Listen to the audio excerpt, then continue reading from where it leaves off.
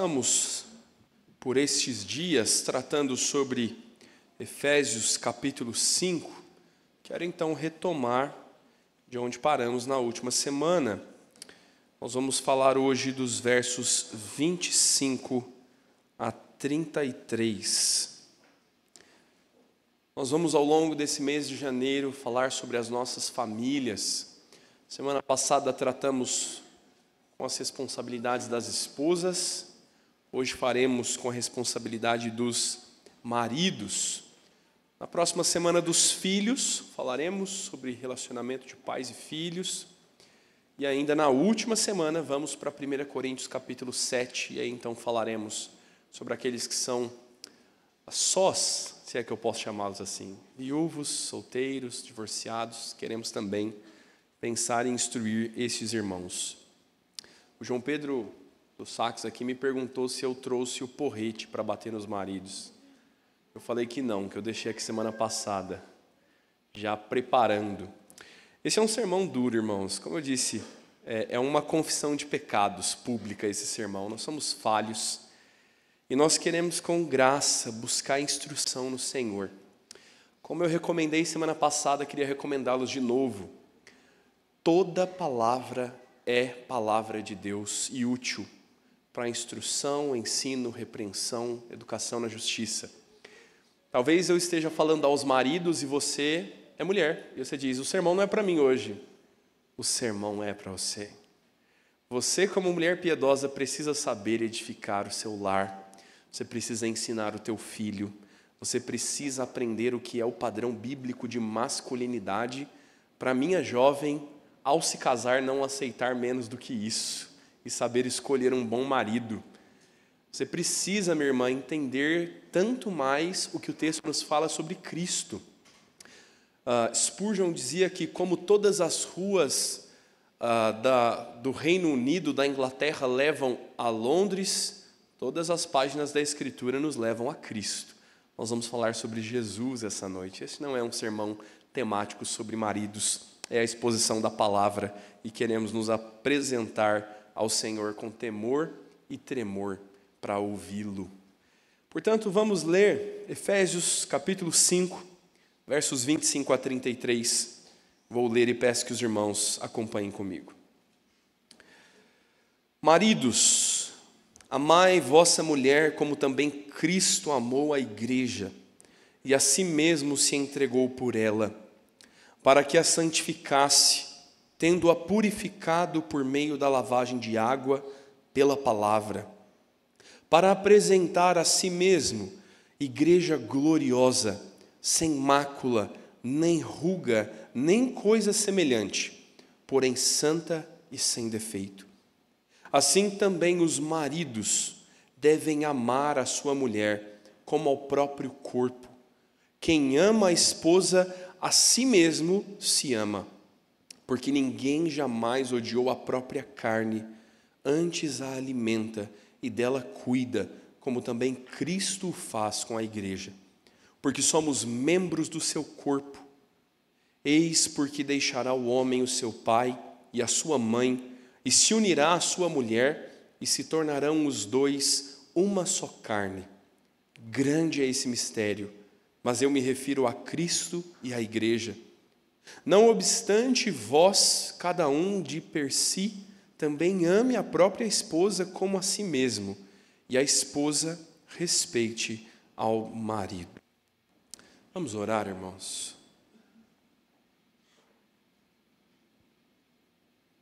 Deus eterno, queremos nos achegar ao Senhor nessa noite, Pai. Queremos nos assentar para ouvi-lo, Senhor.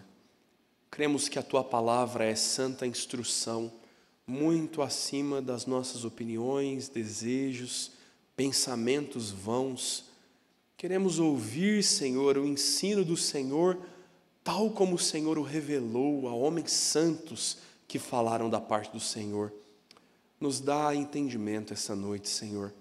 Abre, Senhor, a nossa consciência por meio do Teu Espírito Santo, para que nós sejamos ensinados. Dispõe o nosso coração para viver a Tua palavra, Senhor. Difícil é para nós honrar o Teu nome no nosso lar. e nós não queremos ser crentes de fachada. Nós não queremos ser reconhecidos como cristãos da porta para fora e desonrar o Senhor nas nossas casas.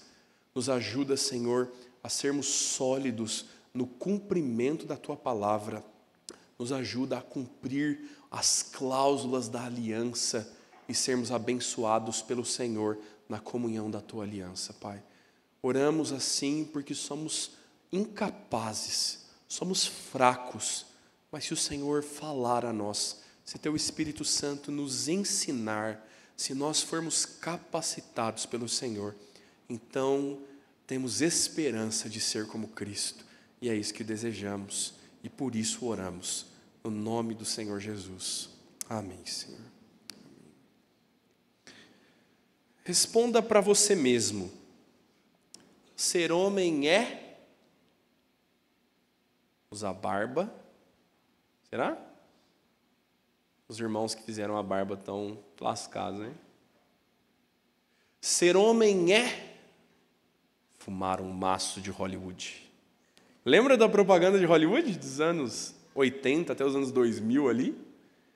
Aqueles homens másculos correndo atrás de cavalos, acampando no mato, e se dizia Hollywood, porque aqui homens fumam pelo sabor.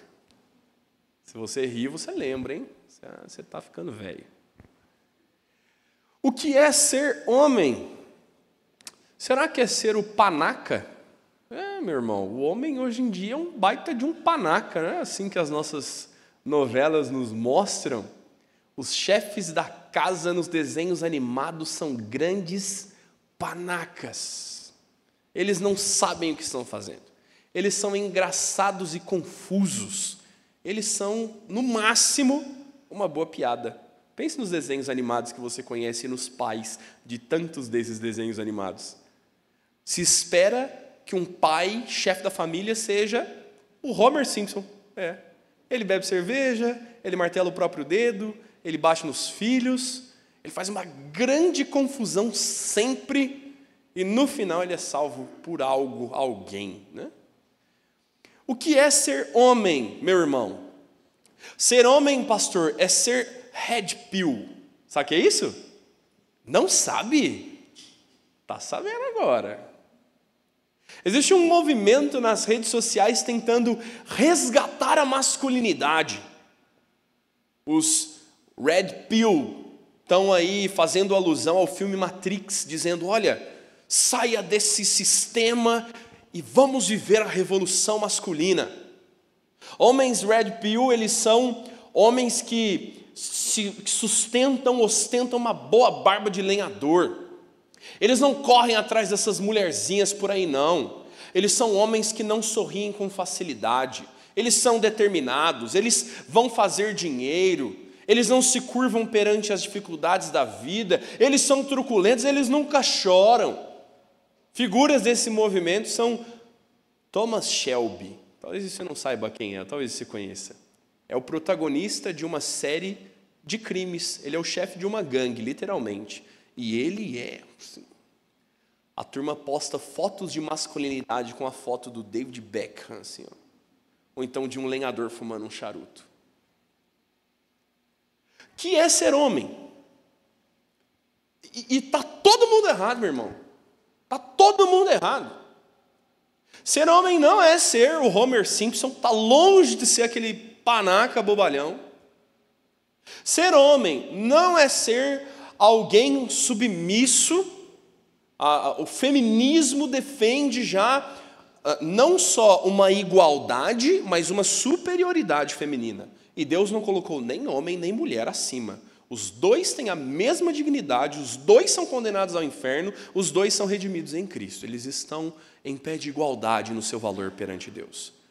Ser homem também não é um movimento reacionário de masculinidade e pisar nas mulheres como se elas não tivessem valor. O movimento Red Pill defende coisas como nunca se case com uma mulher que já foi casada, ou que tem filhos, ou que já viveu uma vida devassa. Não parece Jesus, né?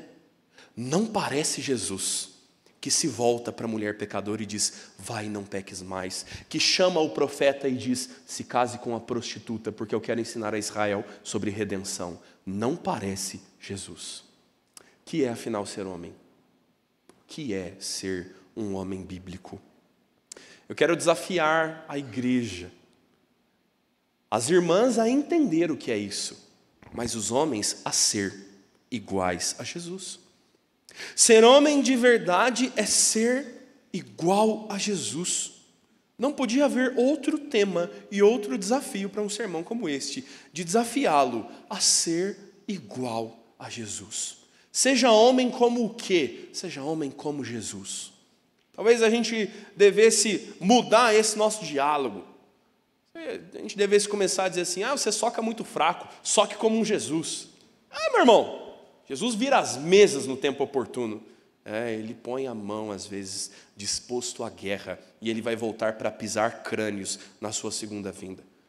Quando a gente diz assim, você fala de um jeito muito estranho, fala que nem homem, a gente deveria mudar e dizer, fala igual Jesus. É um bom padrão de masculinidade. O que é isso? Paulo, na carta aos Efésios, vai agora dirigir a sua fala aos maridos. Paulo está numa parte um tanto prática da igreja, para a igreja. O apóstolo vem falando sobre santidade, e ele vai exortar a igreja a um novo modo de vida, a abandonar as velhas coisas e assumir a vida com Cristo. E neste fim prático da Escritura, ele vai falar sobre o lar, maridos, mulheres, filhos, servos.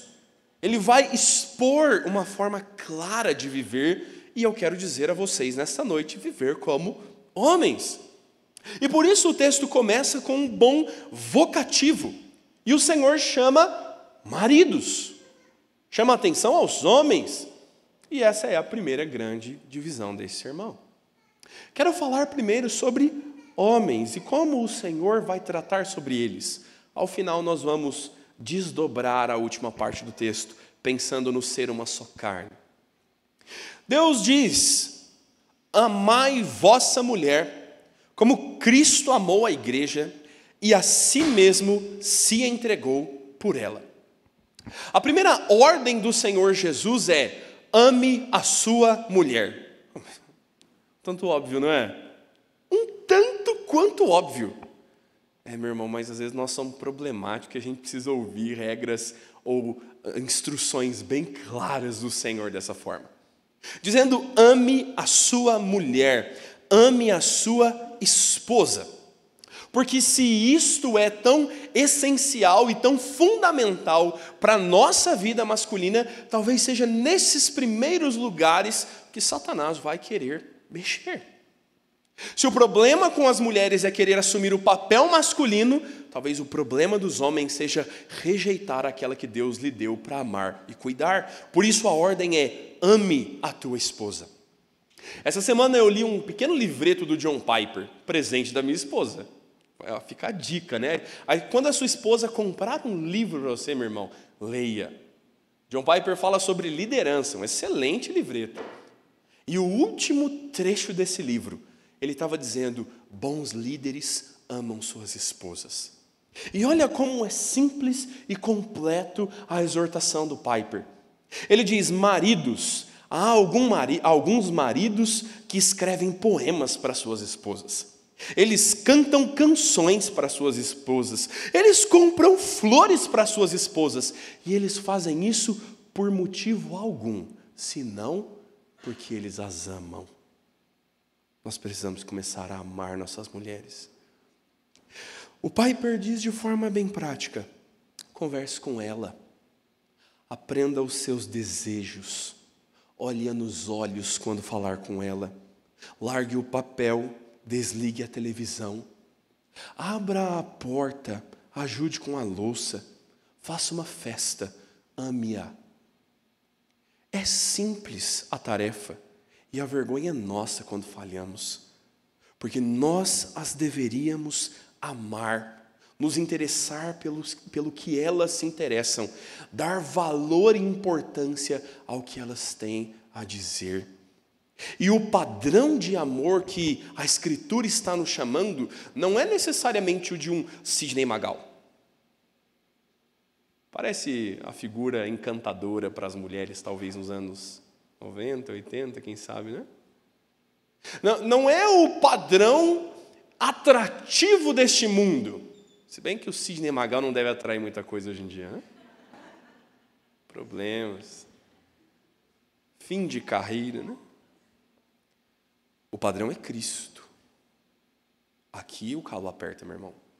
O texto está dizendo: ame a sua esposa tal como Cristo amou a igreja e a si mesmo se entregou por ela. Aqui a gente tem um critério bem claro de amor. E meu irmão, nós precisamos refletir um pouco no amor de Cristo. Nós precisamos nos lembrar da obra de Jesus. Jovens que querem se casar, comecem aqui a prestar atenção. O Senhor Jesus não tinha compromisso nenhum conosco, obrigação nenhuma com a nossa vida. O Senhor Jesus é o verbo da criação, por meio dele todas as coisas foram feitas. Ele está desde a eternidade na existência. Ele criou o mundo pela palavra do seu poder, ele é o verbo de Deus. E tendo o mundo sido criado, Adão cai em pecado e toda a criação entra em morte, em destruição. A morte entra no mundo e ela atinge todas as coisas que nós conhecemos. O mundo está quebrado. E a atitude de Cristo é nos amar antes do mundo ser criado. A ação do Senhor Jesus é, por amor, se mover em direção ao seu povo, ao povo da sua aliança. E o Senhor vai determinar um tempo em que Ele vai despir-se da sua glória, em que Ele vai esvaziar-se dos seus méritos, do seu direito de ser Deus como Ele o é. Ele é digno de ser adorado, reverenciado, louvado. Cada átomo dessa existência foi criado por Ele. E Ele abre mão da exaltação que deveria receber. E Ele assume uma figura humilhada. Ele nasce no coxo onde os animais comem. Ele caminha por terras poeirentas do Oriente Médio. Ele prega e os homens não o ouvem. Ele é insultado e, mentindo, os homens o chamam de pecador. O Senhor Jesus, não obstante viver toda essa humilhação, Ele, sem que ninguém o obrigue, voluntariamente decide ofertar a sua própria vida em função de uma igreja que não o ama, que não merece salvação, que não o quer. E Ele se entrega por homens e mulheres maus, e Ele vai na cruz do Calvário agonizar debaixo da ira de Deus, porque Ele levou o meu e o seu pecado. E o pecado traz a consequência de morte, e Cristo sofre o abandono do Pai, Cristo sofre o fardo da morte sobre os seus ombros. Ele é transpassado, humilhado, cuspido e no madeiro pendurado. Ele ainda assim perdoa aqueles que o ofendem, entrega a sua alma ao Pai, e Ele vai morrer e derramar precioso sangue por um amor voluntário, abnegado em meu e em seu lugar. Este é o amor de Cristo. Por que eu disse que jovens que querem se casar deveriam começar a prestar atenção lá? Porque homens que não entendem o amor de Cristo nunca serão maridos nesse padrão. Meu irmão, se você quer ser um bom marido, você precisa ter um encontro com Cristo. Você precisa conhecer a Jesus. Você nunca vai ser capaz de amar verdadeira e biblicamente se você não conhecer o amor do Deus que nos amou. Minha irmã, você vai comer migalhas deste mundo quebrado, deste mundo em pecado, e vai se arrastar por maus caminhos, enquanto você não conhecer o amor que sacia, e este é o amor de Cristo. E se nós o conhecermos, então nós temos um novo padrão de vida. E neste padrão, Paulo está dizendo: maridos, se entreguem pelas suas esposas. Aqui a porca torce o rabo. Gostou do meu mineirês? Mineirês está afiado. Eu fui em Minas, comi pão de queijo no Réveillon. Meu irmão, amar a tua esposa não é uma tarefa fácil. O chamado é para um amor voluntário. Cristo nos amou quando nós não amávamos. Você não tem desculpas para não zelar pela sua esposa porque ela pecou contra você. Você deve perdoá-la e conduzi-la à santificação e não rejeitar a sua tarefa. Este amor é um amor abnegado, que abre mão de si e voluntariamente se sacrifica. Eis um valor da masculinidade abandonado nos nossos tempos: sacrifício, que reflete um princípio do amor de Jesus. Nós precisamos nos sacrificar pelas nossas esposas. Meu irmão, não seja um covarde, não seja alguém medroso neste mundo. Assuma a frente da tua casa. Se alguém deve correr riscos nessa casa, eu diria que é o Senhor. Se alguém deve abrir a porta e entrar primeiro e mantê-la aberta, eu diria que é o Senhor. Se alguém deve se preocupar com o bom andamento da casa, com a segurança da tua esposa, este alguém é você. E para você que estava semana passada, é você que vai descer de madrugada. Semana passada todo mundo riu, né? É você, meu irmão. Porque se alguém tiver que ser sacrificado, este alguém é você. Não seja um preguiçoso. A tarefa do homem é cultivar o seu lar, é conduzi-lo adiante. Trabalhe duro pelo sustento do seu lar. Se alguém vai ter que passar boas horas de trânsito para trazer o pão para casa, que seja você, meu irmão.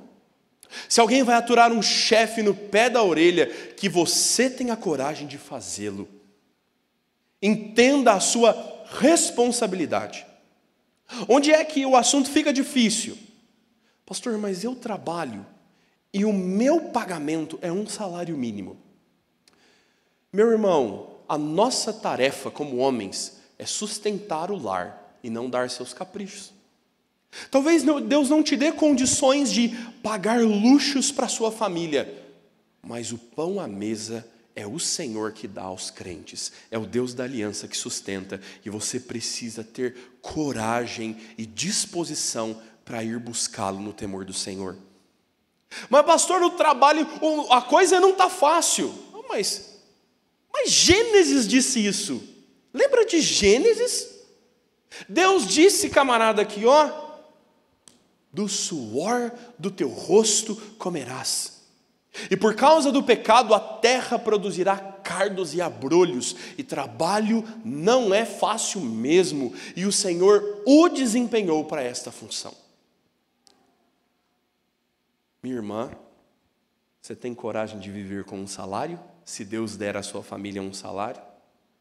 Então submeta-se ao homem que vai matar um leão para trazer esse pão para casa. Talvez a nossa crise nesse texto não seja com o sustento. Talvez a nossa crise seja com os nossos caprichos. Você não quer abrir mão do japonês, né? Você quer comer um sushizinho no final do mês, quer comer uma comidinha japonesa. E talvez teu marido não possa pagar. E meu irmão, Deus não está te chamando para pagar comida japonesa e comprar roupa de uma loja cara. O Senhor está te chamando para, com fidelidade, pôr pão à mesa do seu lar. E você deve sacrificar-se pela sua casa. Meu irmão, entenda que você não pode ser omisso. E este talvez seja um dos pontos mais sérios da cultura masculina. Nós somos omissos. Nós damos um passo atrás quando nós deveríamos dar um passo à frente. Nós deixamos que a nossa esposa resolva os problemas dos filhos. Nós deixamos que elas assumam as responsabilidades. Nós até queremos isso às vezes, porque é confortável.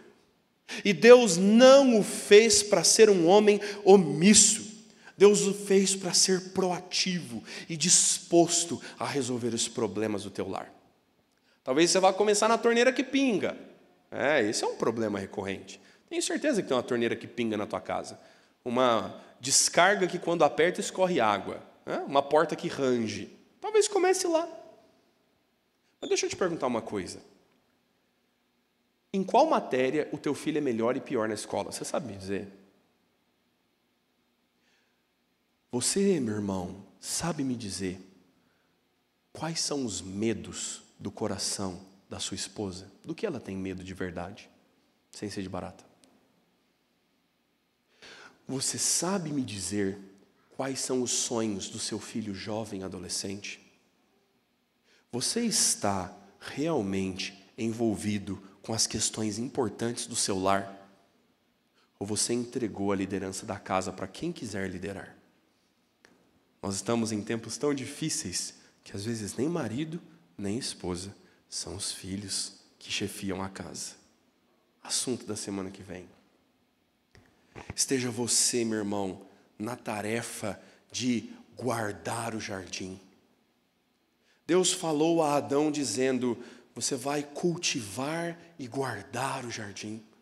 Esteja você disposto a proteger a tua casa e pôr Satanás pela porta dos fundos. Dura é a tarefa dos homens, mas nós devemos nos dispor a tratar nossa casa e as nossas famílias. O Senhor diz que os homens deveriam santificar as suas esposas. Veja o verso 26 como ele nos instrui. O homem deveria amar como Cristo para que a santificasse, tendo-a purificado por meio da lavagem de água pela palavra, para apresentar a si mesmo igreja gloriosa, sem mácula, nem ruga, nem coisa semelhante, porém santa e sem defeito. Mais uma vez, a obra de Cristo vem sendo comparada. O trabalho do Senhor Jesus não termina na ressurreição do terceiro dia. Cristo é operante na vida da sua igreja. O trabalho do Senhor Jesus é a santificação do seu povo. A igreja é chamada como a noiva do Cordeiro. E ele, o noivo, vai adornar a sua noiva para o dia do casamento. Irmãs, mulheres, você iria no teu próprio casamento, você entraria na tua festa de casamento com o vestido que você passou o Réveillon? Isso aqui é um papo muito feminino, não é? Você se casaria lá na igreja? Você entraria com a roupa, com o vestido que você passou o teu Réveillon? Se é que foi de vestido, com a roupa do Réveillon. Não, né? Tem que ser um negócio mais elaborado, não tem? Você iria para o teu casamento com a maquiagem que você fez hoje para vir na igreja? Isso aqui é um padrão elevado de conversa, irmãos. Nem tentem entender, homens. A Sara encomendou essas perguntas para eu dizer para as irmãs aqui. Porque você quer estar adornada, bela, pronta, preparada. Talvez você pedisse para a maquiadora: esconde essa ruguinha que eu tenho aqui, ó. Esconde essa manchinha aqui na minha pele, essa espinha que me deu semana passada, ó. E você quer entrar bela para celebrar o teu matrimônio. Essa é uma comparação que a Escritura está fazendo. A Bíblia está dizendo como noivas querem estar puramente lindas no dia do seu casamento. Assim, a igreja vai estar puramente santa no dia do seu encontro com Jesus. Jesus está adornando, e os adereços não são físicos, são espirituais. É a santificação da igreja. Cristo, meu irmão, está te santificando. Deixa eu te contar um negócio que não tem a ver com casamento aqui. Jesus está santificando, sabia? Sabe por que às vezes a vida do crente, às vezes não, a vida do crente nunca é fácil? Porque Cristo está nos preparando para casar. O Senhor está nos preparando para nos encontrarmos com Ele e vivermos com Ele para sempre na eternidade. O maior compromisso do Senhor conosco é a santificação. E Deus vai te santificar, custe o que te custar. Você passa 8 horas no cabeleireiro para ir para o casamento. Você achou que a santificação ia ser simples e curta? Como passar uma basezinha e pronto? O Senhor vai adornar a sua noiva e Ele vai nos preparar, Ele vai arrancar de nós todas as nossas imperfeições e o dia em que nos encontrarmos com Cristo na glória, seremos perfeitos como Ele é. E essa é a comparação então para os maridos. Meus irmãos, qual deveria ser a maior preocupação dos nossos lares? Atente-se para isso. Se você pensou no Corinthians ou na pizza do pós-culto, fica comigo nesse minuto. O que é que você deve fazer? Você precisa amar a sua esposa e santificá-la. É a bolsa da Chanel, pastor. Não tem bolsa da Chanel. Para você não tem, minha irmã, bolsa da Chanel dessa vez. Que nós somos brasileiros. O dólar está R$6. R$6. O teu trabalho, meu irmão, não é enriquecer os seus filhos. Não é. O teu trabalho não é o auge da tua realização no casamento, não é pagar a cirurgia plástica da tua esposa. Não é. Não é a nossa tarefa simplesmente manter a tua esposa de buchinho cheio. Não é. Você não deve simplesmente fazê-la feliz todos os dias da vida dela. Você é o menino da Cinderela que faz isso aí. Sua esposa está esperando isso. Se alguém quer casar-se para ser feliz todos os dias, olha, eu te recomendo morrer e estar com Cristo. Aí você vai estar feliz para sempre. Casamento não é fácil. Não estou dizendo que é ruim. É maravilhoso. Mas não é fácil. A tua tarefa, meu irmão, é a santificação da sua esposa.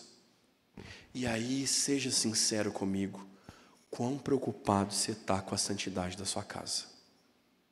Você está preocupado com o plano de saúde, com as férias, com a nota das crianças, com o resultado do Enem, com a casa nova, em quitar o apartamento.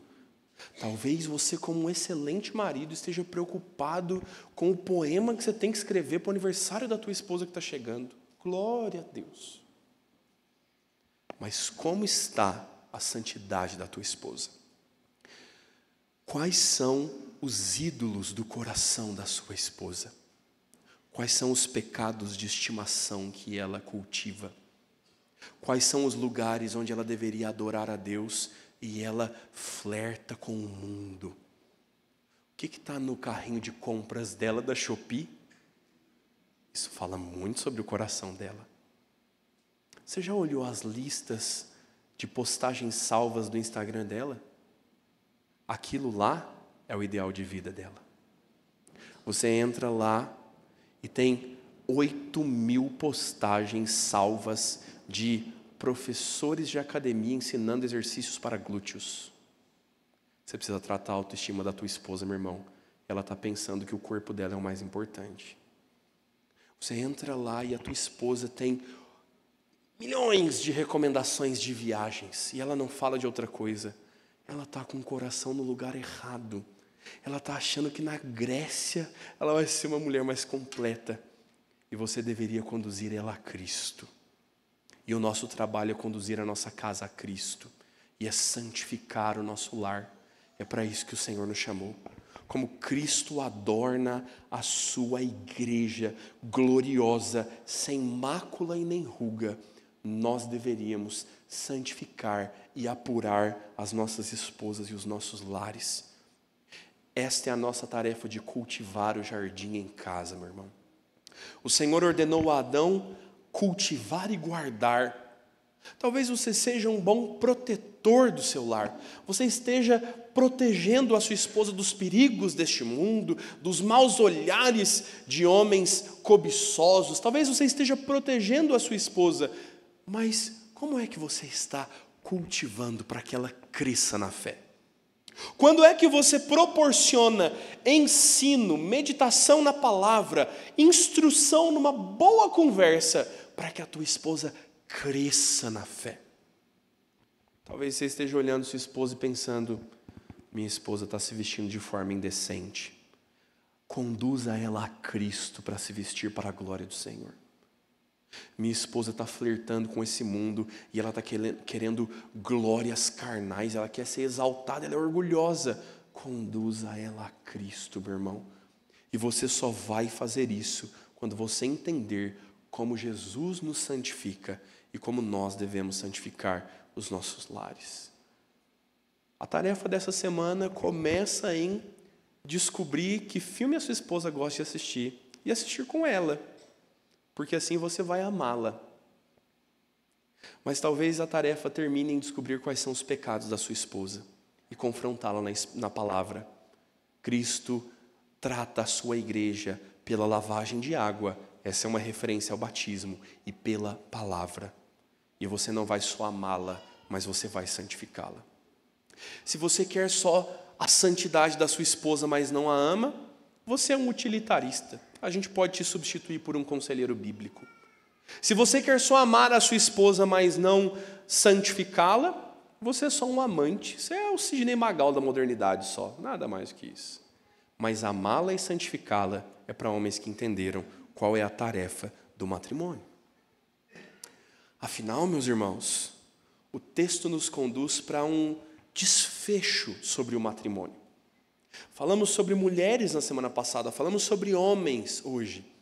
E agora o verso de número 28 nos conduz a um entendimento importante. Veja, o texto diz assim: assim também os maridos devem amar a sua mulher como ao próprio corpo. Quem ama a esposa, a si mesmo se ama, porque ninguém jamais odiou a própria carne, antes a alimenta e dela cuida, como também Cristo o faz com a igreja, porque somos membros do seu corpo. Eis porque deixará o homem o seu pai e a sua mãe, e se unirá à sua mulher, e se tornarão os dois uma só carne. Grande é este mistério, mas eu me refiro a Cristo e à igreja. Não obstante, cada um, de per si, também ame a própria esposa como a si mesmo, e a esposa respeite o seu marido. Eu queria conduzi-lo, meu irmão, afinal, em um segundo importante ensino do texto, quando reajuntamos marido e esposa para falar sobre a necessidade de ser uma só carne. Quando a Escritura começa a falar de homem e mulher no casamento, quase que num sinônimo, quase que numa completude que só existe no casamento. E o texto fala ainda aos maridos, dizendo que nós devemos amar a nossa mulher como ao nosso próprio corpo. Você deve amar a ela como você ama a si mesmo e cuida de si mesmo. Essa é a chamada lei áurea na Escritura. Deseja aos outros o que você quer para si. Faça ao outro o que você quer que seja feito a você. O Sermão da Montanha dá uma boa instrução assim, ensinando a amar o próximo como a mim mesmo. E isso é necessário, meu irmão, porque, via de regra, nós nos amamos demais. Por isso, ler o texto de Filipenses na liturgia. A gente pensa demais na gente. E aqui você tem um prato cheio para ser um péssimo líder da tua casa. Quer fracassar na liderança? Faça só o que você quer fazer. Pronto. Dá as rédeas para o teu coração. Dá as rédeas para este coração que te engana e faça os seus caprichos e os seus desejos. Deixa eu fazer um raio-x aqui do teu casamento. Qual foi a última vez que você confrontou a sua esposa? Que você foi lá falar com ela sobre algo que aconteceu problemático? Foi por um pecado que estava sendo tratado e o seu objetivo era santificá-la? Ou você foi lá defender o teu ponto de vista e a tua vontade própria, porque você não estava disposto a fazer a vontade dela. A gente entra, meu irmão, tantas vezes em briga, marido e mulher, por isso. Partidarismo. Não consideramos o outro antes de nós mesmos. Nós somos maus, egoístas e orgulhosos, e nós só fazemos o que nós queremos. Aí você vira o coronel da Sinhazinha lá da novela da Globo. Lembra dele? Semana passada nós falamos. Quem não veio semana passada está cheio de curiosidade. Meu irmão, que grande desafio é romper esse cabo de guerra dos casamentos. Casamentos são cabos de guerra. Homem puxando de um lado, mulher puxando de outro. Homem pelos seus caprichos, suas vontades, seus desejos, e a mulher lutando por si mesma. E eles são opostos. Eles estão casados, mas não vivem juntos, não pensam juntos, não desejam juntos. E neste problema, onde o pecado é dos dois, e na tarefa da escola dominical hoje, você sabe que você precisa comer a pizza da culpa. Se você não sabe o que é a pizza da culpa, ela não vende em nenhuma pizzaria, você vai ter que assistir a aula da EBD hoje. A sua responsabilidade na hora de comer a pizza da culpa é maior. A sua responsabilidade, meu irmão, de resolver o problema é maior, porque Deus lhe instituiu chefe da sua casa. E você está usando a sua liderança para o seu bel prazer. Você está entregando o controle da tua casa nas mãos do teu coração corrupto, nas mãos do teu pecado, para fazer o que lhe agrada.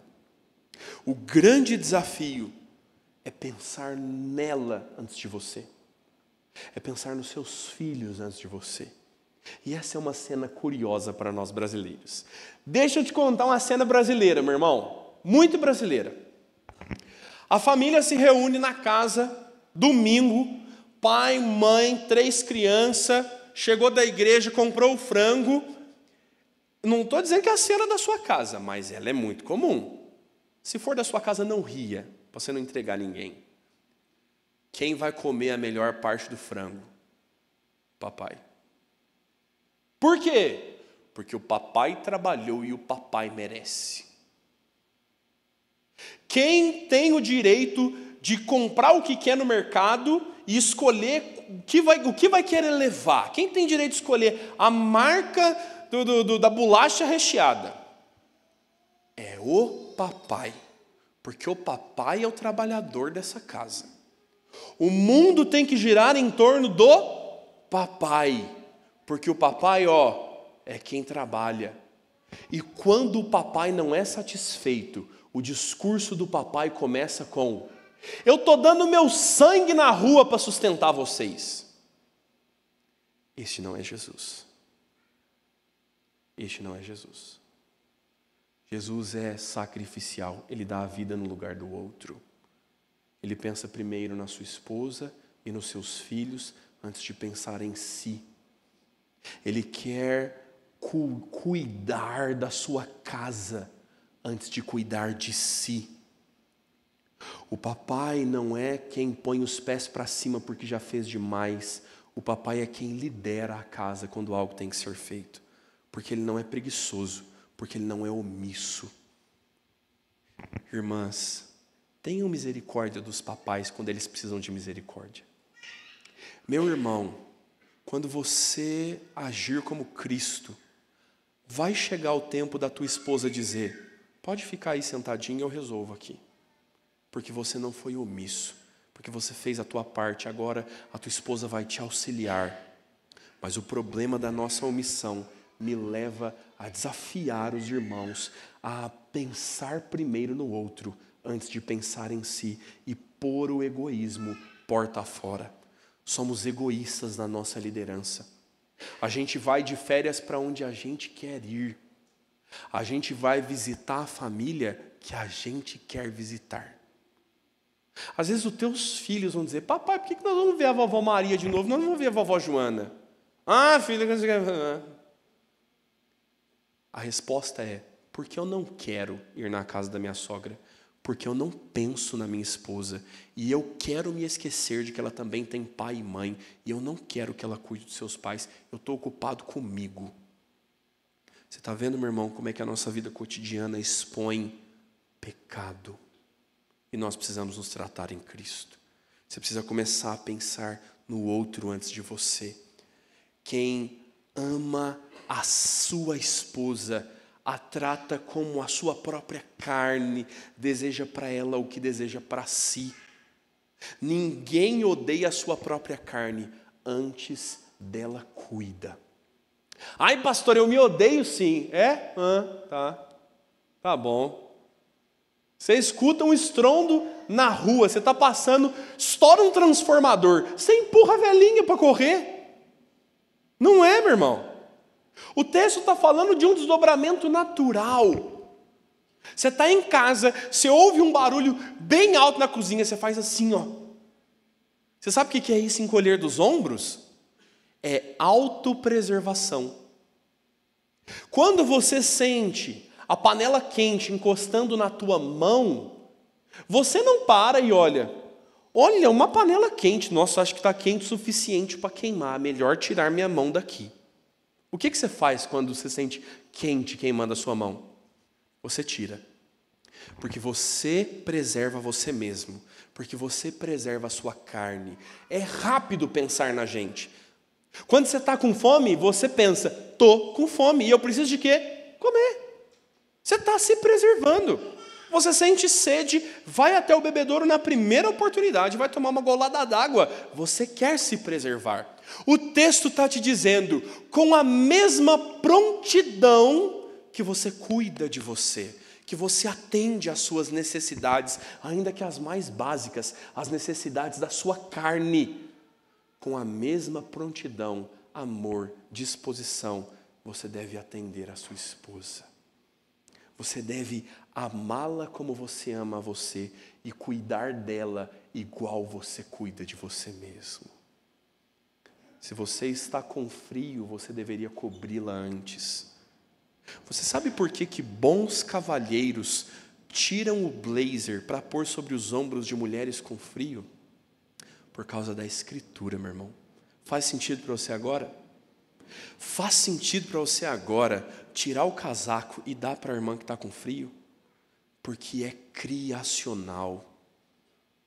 É por isso que homens andam do lado de fora da calçada, para que você tenha melhores condições de pensar no outro antes de você. E se for para o poste cair em cima de alguém, seja você. Sacrificial. Princípios bíblicos, porque vocês são uma só carne. Veja como isso agora é final e importante. A citação do texto é de Gênesis. Paulo está voltando para a criação do mundo. Pergunta do milhão: qual era o nome da mãe de Eva? Não tem, meu irmão. Calma, eu não sou herege, não vou acrescentar na escritura, não. Respira. Por que Deus disse a Adão e Eva: deixem seu pai e sua mãe? Eles não tinham pais. Deus está instituindo a família e o casamento. Deus está mostrando que há um desprendimento do antigo núcleo familiar e agora existe um compromisso e uma aliança nova e mais profunda do que qualquer outra, a ponto de Deus os chamar uma só carne. Perceba nisso, meu irmão, como que o primeiro ato do casamento é depender mutuamente mais do que de qualquer outro relacionamento. Qual opinião você ouve primeiro? A da sua mãe ou do seu marido? Aqui a gente acha o pecado. Aqui a gente acha uma valorização pior, ruim, porque Deus lhe pôs agora em matrimônio, em um laço que não existe com qualquer outro. Quando o texto está falando sobre deixar pai e mãe, Deus está dizendo que os cuidados emocionais da sua vida não são mais do seu pai, eles são agora do seu marido. Meu irmão, Quem tem que se importar do porquê esta mulher está chorando é você, e não mais o seu sogro, e não mais a sua sogra. Você foi designado por Deus para cuidar dela e conduzi-la. Você, meu irmão camarada, só faltou um amigo de fé, né? Você precisa sair de casa. Nós vivemos uma geração de homens mimados que dependem dos seus pais e não assumem suas próprias responsabilidades. Se a carapuça te serve, veste até o pé e abandona isso, meu irmão. Porque se você se dispôs ao matrimônio, ou se você quer se dispor ao matrimônio, você precisa assumir a sua responsabilidade e deixar pai e mãe. Você precisa resolver os seus problemas. Você precisa se assumir financeiramente. Eu não estou te dizendo que talvez os seus pais não possam lhe ajudar. Quantas vezes sogros e sogras são socorro bem presente? Pais nos socorrem tão oportuno. Mas se hoje os teus pais morrerem, você se vira? Se você não se vira, você está fazendo errado. Deus te chamou para ser um com a tua esposa e deixar pais e mães. Pais e mães, semana que vem eu falo com vocês, mas deixa eu dar um recado que toca o assunto. Deixa seus filhos irem embora. Deixem que eles sejam responsáveis. Deixem que eles assumam as suas próprias vidas. Nós não podemos nos intrometer onde Deus diz que não é lugar nosso. E o matrimônio compete ao casal. Dura coisa, né, minha irmã? Corta o cordãozinho umbilical aqui, ó. Esse menino cresceu. Ele já está ficando calvo, minha irmã. Está na hora. Está na hora. O texto diz que marido e mulher se tornam uma só carne. E você precisa entender isso para viver um casamento saudável. Pensando além desse cuidado mútuo, de cuidar dela como você cuida de você, de amar ela como você se ama, de valorizá-la como você quer ser valorizado, uma só carne é um relacionamento singular. Não existe para mais ninguém. Teu pai e a tua mãe acabamos de dizer, esse relacionamento não é mais tão profundo. Não quer dizer que você não os ame, você deve honrá-los até o fim da sua vida. Mas agora existe um laço mais profundo. O teu marido precisa conhecer mais o teu coração do que a tua mãe. Os teus pais vão ficar. Mas e os filhinhos, pastor? Eles são lindos, né? O meu é maravilhoso, está nascendo dentinho agora. 2 em cima e 1 embaixo. Parece um caipira assim, aqueles caipiras sem dentes. Mas olha, meu irmão, um dia eu pretendo casar esse menino com uma moça bem valorosa e despedi-lo para a glória do Senhor. E quem é que vai guardar a dentadura no mesmo copo que eu? É a minha esposa. O teu laço é muito maior do que o que você tem com os teus filhos. Ame-os, cuide deles. Semana que vem falamos sobre pai e filhos. Mas entenda que ser uma só carne, você não é com seu filho. Vivemos um mundo em que casamentos existem em função dos filhos. E é por isso que você está vendo a turma dos 50 divorciar. Porque a razão do casamento existir acabou. Os filhos foram embora. E agora só sobrou vocês dois. A pandemia trouxe inúmeros divórcios. Sabe por quê? A gente fez o óbvio. Botou os casais dentro de casa, fechou a porta e falou, se amem aí. E não havia relacionamento. Eles não eram uma só carne um com o outro. Não há laço mais profundo do que esse. Sentimental, emocional, laço físico, civil. Meu irmão, se você arrumar uma dívida, ela vai no CPF da tua esposa. Até o presidente da República entende que se você está casado, vocês têm uma responsabilidade conjunta. Deus te livre casar em finanças separadas, sei lá o nome disso. E pense afinal, meu irmão, relacionamento sexual. Ninguém tem o direito de conhecer a tua intimidade, senão a tua esposa. A Bíblia repreende que os filhos conheçam a intimidade dos pais. A Bíblia repreende que homens e mulheres exponham a sua nudez. A Bíblia, pelo contrário, diz que marido e mulher, seus corpos pertencem um ao outro, porque vocês são uma só carne. A intimidade sexual não é vivida em nenhum outro lugar, senão no casamento, como uma expressão clara e visível de que não há pessoa mais importante no mundo do que esta com quem você se aliançou. Não há pessoa que deva ser preferida em honra do que essa com quem você se casou. Só há uma pessoa no mundo com quem você deve partilhar relações íntimas. E perceba como agora, em 1 Coríntios 7, verso 3 em diante, anota aí, meu irmão, que esse texto é importante para a vida do casal. Paulo diz assim, 1 Coríntios 7, 3 em diante: o marido conceda à esposa o que lhe é devido, e também, semelhantemente, a esposa ao seu marido. A mulher não tem poder sobre o próprio corpo, e sim o marido.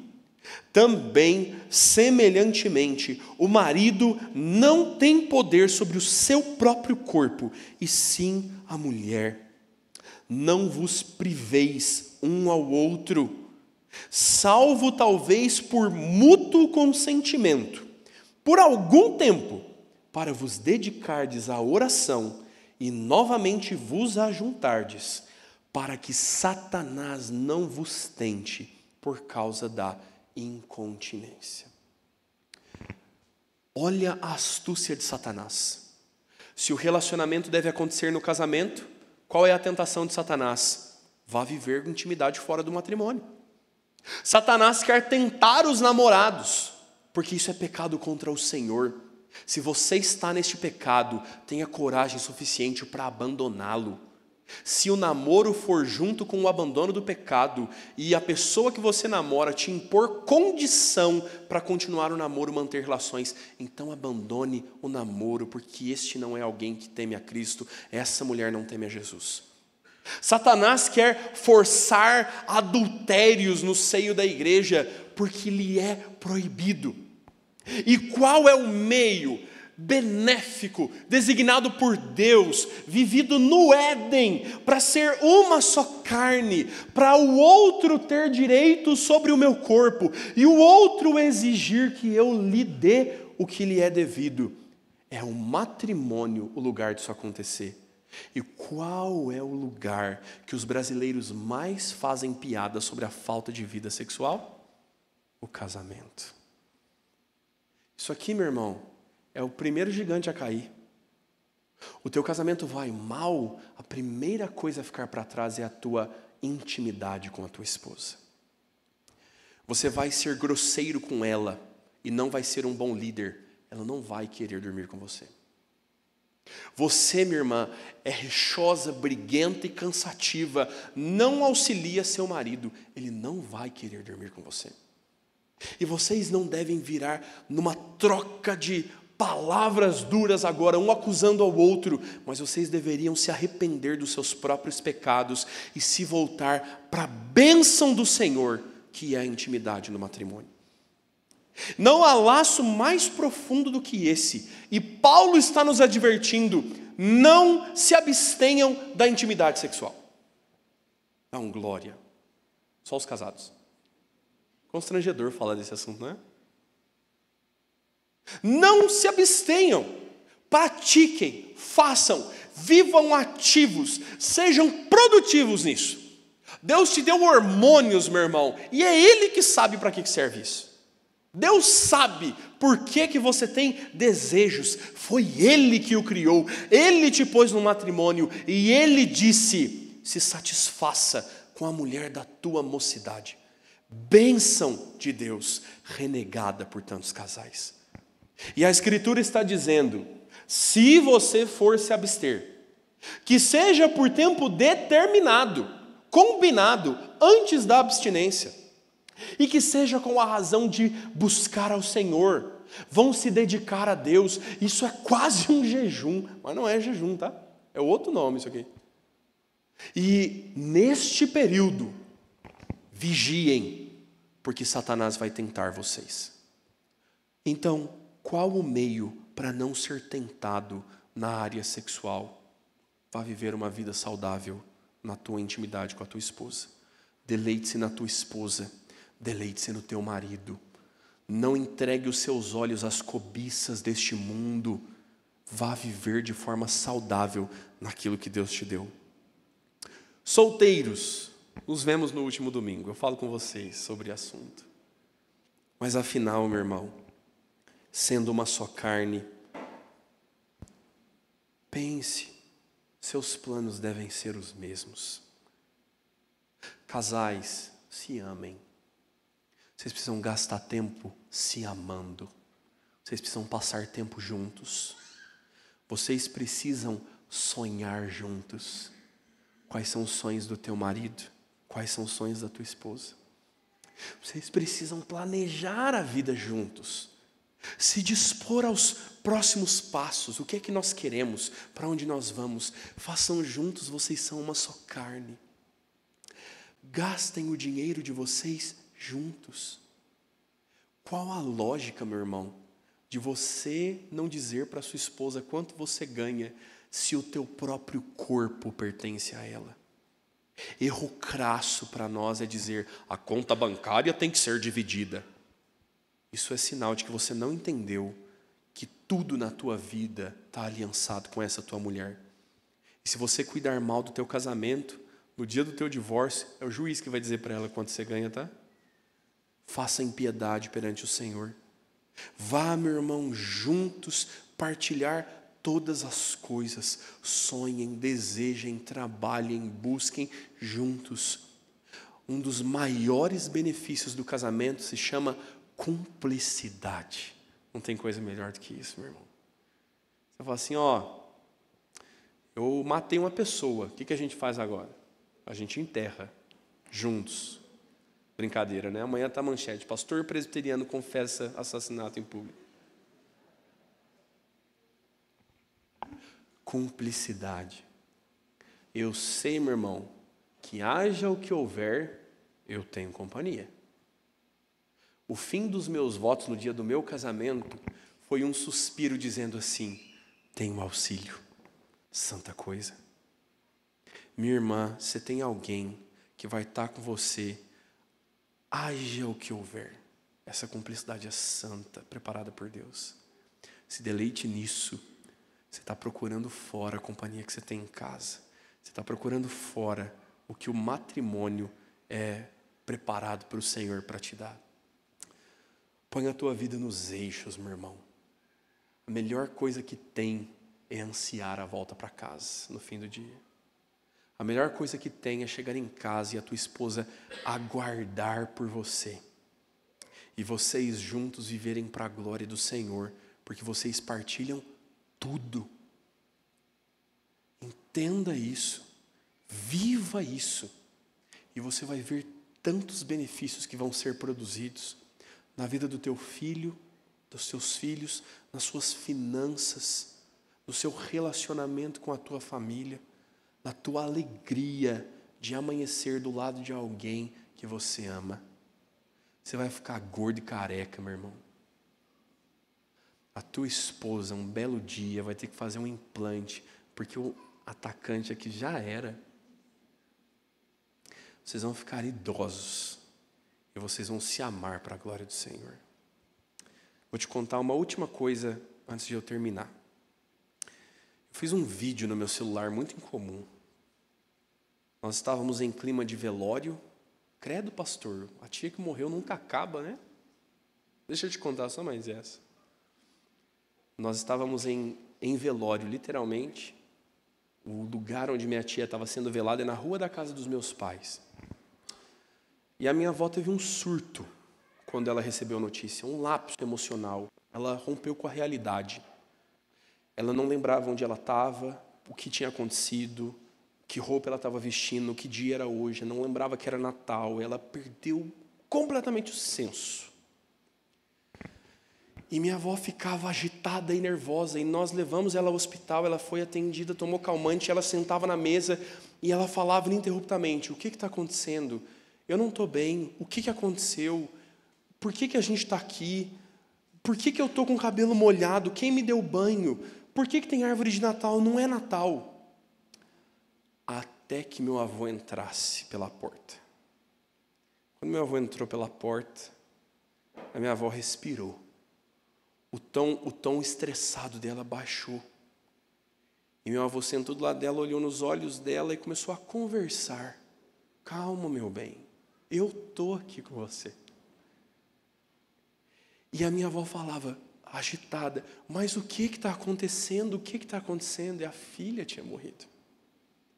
E meu avô falava assim, calma, você confia em mim?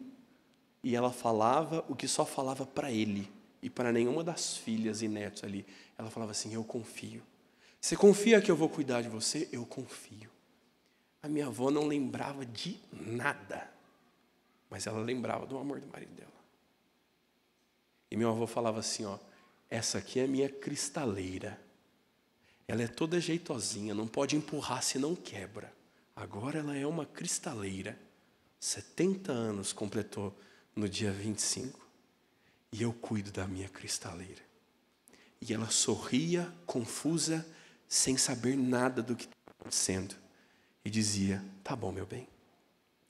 Pela graça de Deus, eu filmei essa cena. Que seja recordação para o meu coração. Que seja encorajamento para o teu. Porque matrimônio é glorioso, meu irmão. Se nós vivermos como ele está na Escritura. Que Deus nos dê graça para andar assim. Quero convidar o conjunto a se colocar à frente. Quero convidar a igreja a se colocar de pé. Nós vamos encerrar o nosso culto e vamos orar ao Senhor para isso. Na próxima semana nós vamos falar